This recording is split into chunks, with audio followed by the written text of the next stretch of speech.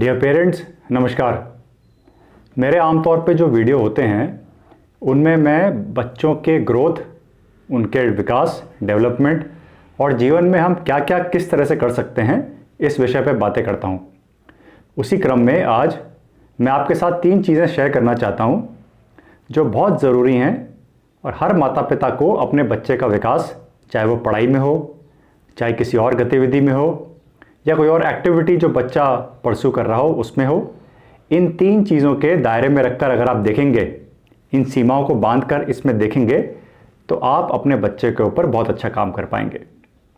सबसे पहले हमें अपना जीवन जीना है माता पिता के तौर पे, बच्चे को अपना जीवन जीना है, लेकिन क्या हम दोनों का कॉम्बिनेशन जो है क्या वो बेस्ट है, क्या वो सबसे अच्छा है या औसत है या हमें पता ही नहीं है।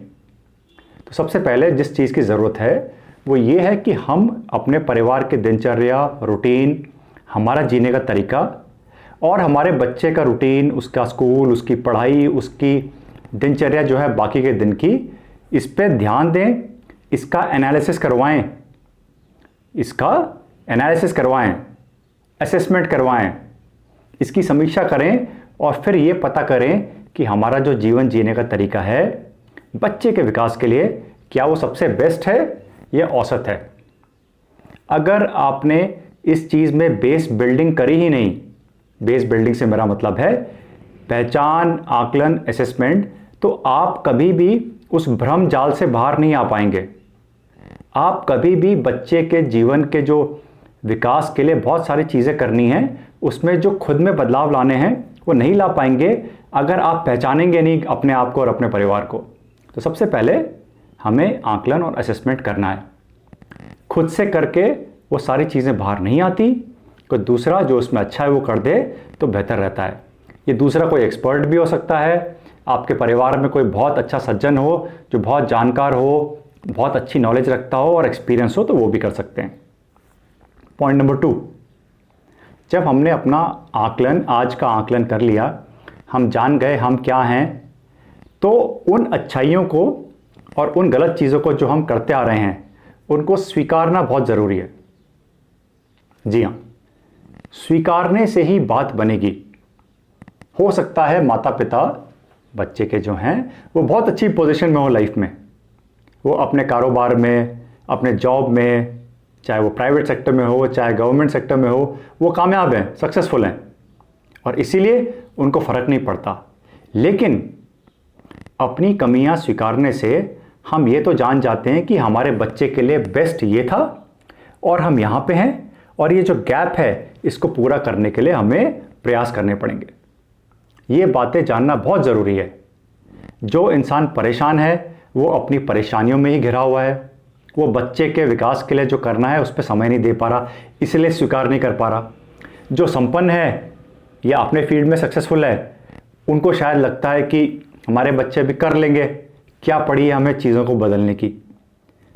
जो बीच का लॉट है, इन दोनों के बीच में जो मध्यम वर्ग है, जो चाहता है बच्चे बेहतर करें और जो जागरूक भी है, वो एक बड़ी संख्या में है और ये लोग चाहें तो बच्चे के लिए बहुत कुछ कर सकते हैं।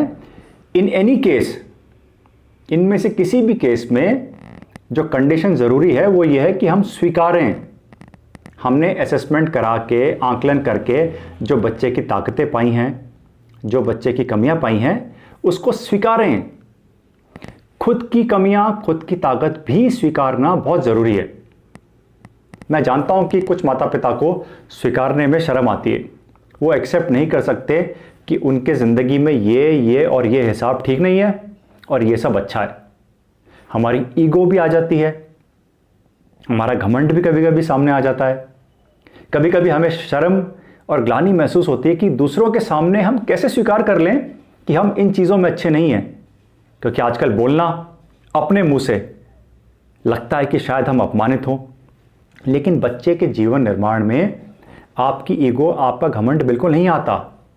मान लीजिए आप गणित में अच्छे नहीं हैं, आप कक्षा 5 से आगे की गणित के बारे में अच्छी जानकारी नहीं रखते, विज्ञान के बारे में जानकारी नहीं रखते, तो इसको स्वीकारना पड़ेगा कि बच्चा जो भी पढ़ रहा है, चाहे वो स्कूल में, घर में, ट्यूशन में, आपको नॉलेज नहीं है कि पढ़ने के बाद उसके ब्रेन में कितना रहा और बच्चे पे क्या प्रभाव पड़ा।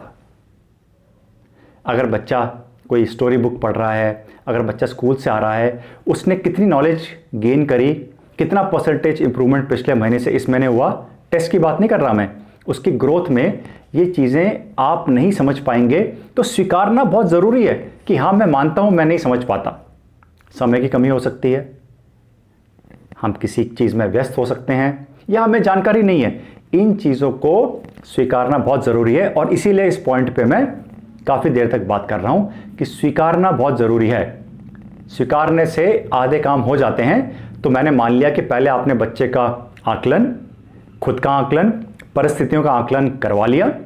दूसरा, आपने स्वीकार लिया कि आप इन चीज़ों को समझते हैं और मानते हैं कि हाँ ये गलतियां हो रही हैं। अब आता है तीसरा इंपॉर्टेंट पॉइंट बच्चे के जीवन निर्माण का, जिसमें शामिल होता है प्लान बनाना और उस प्लान पे चलना। प्लान बनाने से मतलब है कि हम क्या क्या अचीव करना चाहते हैं, कितने टाइम में। हम 1 महीने में क्या पाना चाहते हैं, हम 3 महीने में, 6 महीने में क्या पाना चाहते हैं। इन चीज़ों पे प्लान तो बनाना पड़ेगा, और प्लान बनाना है तो प्लान पे चलने का अनुशासन भी होना चाहिए। ये नहीं कि प्लान बना दिया और बच्चे को दे दिया, अब हमें पता ही नहीं बच्चा क्या कर रहा है। नहीं, फिर तो गलतियाँ वैसी की वैसी रहेंगी। तो हमें प्लान बनाना है। प्लान में सबसे ज़रूरी चीज़ जो है वो ये है कि बच्चे के विकास के लिए जो घंटे देने हैं वो घंटे तो देने ही पड़ेंगे। किसी के लिए वो 3 हो सकते हैं, किसी के लिए 4 हो सकते हैं, किसी के लिए 5 हो सकते हैं। और ज़्यादातर समय आपको स्कूल से आने के बाद, लंच के बाद या अर्ली मॉर्निंग सुबह मिलेगा। छुट्टियों में मैं मानता हूँ गर्मी की और सर्दी की कुछ ज़्यादा समय मिलता है, लेकिन इसके अलावा समय कम है। तो 3, 4, 5 घंटे इसी से निकलेंगे, लंच के बाद से रात के सोने तक। इसमें पढ़ाई भी करनी है, बच्चे को खेलना भी है, फिट रहने के लिए, खुश रहने के लिए, कुछ और गतिविधियों के लिए भी समय निकालना है। तो जाहिर सी बात है कि प्लान बनाते समय और उसको फॉलो तक ले जाने के लिए हमें घंटे बांधने हैं, और घंटों पर चलने का अनुशासन परिवार में होना चाहिए। तो पहले आपने स्वीकार, और स्वीकारने के बाद आपने उस पर चलने का मन बनाया। अब अच्छा काम हो सकता है, अब बहुत अच्छा काम हो सकता है बच्चे के विकास के लिए। वरना स्कूल जाना एक सिस्टम का हिस्सा है, एक प्रोसेस है जिसमें सामाजिक विकास होता है, बेसिक ज्ञान मिलता है। ट्यूशन में क्षण भर के लिए लगता है हमने किया, हमें अच्छा लगा, लेकिन वो जानकारी परमानेंट नहीं रहती। परमानेंट जो चीज़ें बनती हैं, जो सही में विकास होता है, वो कड़ी मेहनत से, अपने हाथ से पकड़ के, पेन पेपर पे चला के, बार बार पढ़ के, चला के, कड़ी मेहनत करके ही होता है। शॉर्टकट नहीं होता। तो उस गतिविधि पे चलने के लिए हमें घंटे बांधने पड़ेंगे, चाहे उसके लिए माता पिता को थोड़ा सेक्रीफाइस करना पड़े, थोड़ी सी मॉनिटरिंग करनी पड़े, और बच्चे को भी अपने घंटे देने में कष्ट नहीं होना चाहिए। ये 3 चीज़ें ऐसी हैं, अगर किसी परिवार ने, चाहे उसकी हैसियत, स्टेटस, घर में पैसे, माता पिता का जॉब, कुछ भी हो, किसी भी राज्य में हो, किसी भी ज़िले में हो, किसी भी शहर, कस्बे, गांव में हो, अगर माता पिता ने तय कर लिया और परिस्थितियों के सामने हारे नहीं और उन्होंने ठान ली, तो इन 3 चीज़ों पे चल के हम बच्चे के लिए बहुत अच्छा कर सकते हैं। आपके बच्चे विश्व स्तरीय कॉलेज यूनिवर्सिटी में जा सकते हैं, ऑल इंडिया लेवल के एग्ज़ाम क्लियर कर सकते हैं और जीवन की हर खुशी पा सकते हैं जो आप चाहते हैं। बस इन 3 चीज़ों पे चलना पड़ेगा। जितना जल्दी चलेंगे आगे उसका फ़ायदा और मिलता जाएगा, बच्चा और एक्टिविटीज़ करेगा और कैपेबिलिटीज़ और काबिलियत अपने जीवन में डालेगा, फ़ायदा उससे ज़िंदगी भर मिलता रहेगा। करना है या नहीं करना, ये एक चॉइस है। ये चॉइस आप करेंगे, मुझे यकीन है आप खुश रहेंगे और आपका बच्चा सफलता के पास पहुंचेगा, जो भी आपका पैमाना है सफलता के लिए। तो मैं उम्मीद करता हूं इन बातों से थोड़ा प्रेरित होकर आप करेंगे। करके कैसा लगता है प्लीज़ थोड़ा कमेंट्स में बताइए। I wish you all the best. Take care, goodbye, नमस्कार।